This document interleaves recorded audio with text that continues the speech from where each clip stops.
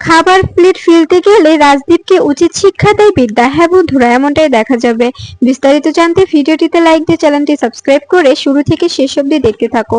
গল্পের শুরুতেই দেখা যাবে রাজদীপ চ্যাটার্জি বলতে থাকে, এ বাড়িতে কোনো কাঙালি ভোজন হবে না, এটা কোনো ধর্মশালা নয় যে এখানে এখানে সবাইকে ডেকে এনে খাওয়ানো হবে। তখন তখন বিদ্যা বলতে থাকে, আপনি যে কাজগুলো করেছেন ওদের সঙ্গে, ওরা ওরা বাচ্চা, ওরা সকাল থেকে না খেয়ে আছে, ওদের মুখের দিকে তাকিয়ে দেখুন আপনি।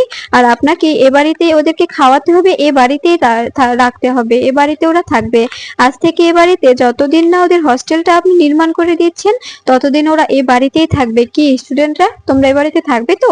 তখন তখন দেখা যায় সবাই বলতে থাকে, হ্যাঁ হ্যাঁ প্রফেসর বিবি, আপনি যেখানে আমাদের থাকতে বলবেন, যেখানে যেতে বলবেন আমরা সেখানেই যাব, আপনি আমাদের যেটা বলবেন আমরা সেটাই করব। তখন তখন দেখা যায় রাজদীপ বলতে থাকে, তার মানে এখানে থাকবে মানে এতগুলো স্টুডেন্টদের আমি এখানে কোথায় থাকতে দেব? তখন তখন বিদ্যা বলতে থাকে, কেন আপনার বাড়িতে কি ঘরের অভাব নাকি?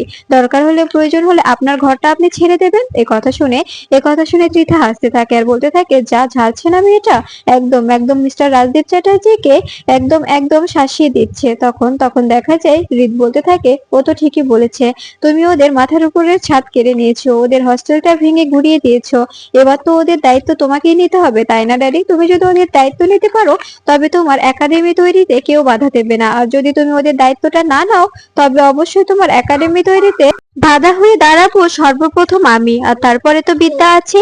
আর স্টুডেন্টদের কথা তো কিছু বলতেই পারছি না। তখন তখন রাজদীপ বলতে থাকে, তুমি আমার ছেলে হয়ে আমাকে ট্রিট করেছো রিত? তখন রিতকে রাজদীপ বলতে থাকে, অবশ্যই অবশ্যই করছি, কারণ তুমি যে অন্যায়টা ওদের সঙ্গে করেছো সেই অন্যায়টা তো আর মেনে নেওয়া যায় না, তাই না? তুমি তো ওদের সঙ্গে অন্যায় করেছো, অন্যায়পূর্বক ওদেরকে ফাঁসিয়ে, ওদেরকে ভুল বুঝিয়ে ওদের থেকে ওদের মাথার উপরে ছাদটা কেড়ে নিয়েছো। আচ্ছা, যদি আজকে তোমার ছাদটা তোমার মাথার উপর থেকে কেউ কেড়ে নেয় তবে কি হবে বলো তো? এরপরে এরপরে দেখা যায় বিদ্যা বিদ্যা স্টুডেন্টদের খাবার দিচ্ছে। ঠিক তখনই অপলকের হাত থেকে রাজদীপ খাবারের থালাটা নিয়ে ছুঁড়ে ফেলতে যায়। ঠিক তখনই বিদ্যা এসে রাজদীপের হাত থেকে থালাটা কেড়ে নিয়ে রাজদীপকে উচিত শিক্ষা দেয়। এটা দেখে খুশি হয়ে যায় স্টুডেন্টরা। তখন দেখা যায় ত্রিধা বলতে থাকে, একদম ঠিক কাজ করেছে, তুমি যেরকম কাজ করেছো ঠিক সেরকম উচিত শিক্ষা দিয়েছে বিদ্যা। তুমি কেন খাবারের প্লেটটা কেন ফেলতে গেলে? তুমি কেন অন্ন ধ্বংস করতে গেলে বলো তো?